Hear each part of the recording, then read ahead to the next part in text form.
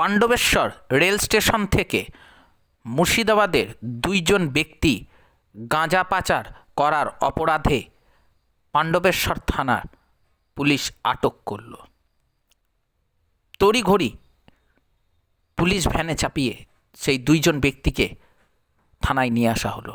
তারপর তাদেরকে কোর্টে নিয়ে যাওয়া হবে। মুর্শিদাবাদের সেই দুজন ব্যক্তির কাছ থেকে 25 কেজি গাঁজা উদ্ধার করে পুলিশ।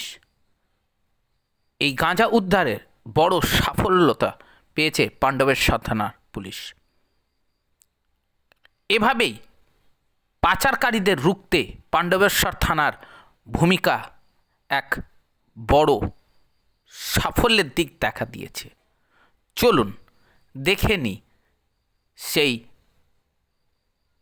গাঁজা পাচারকারীদেরকে কিভাবে ধরলেন পাণ্ডবেশ্বর থানার পুলিশ প্রশাসন, তা দেখাবো আমাদের দর্শক বন্ধুদের। আচ্ছা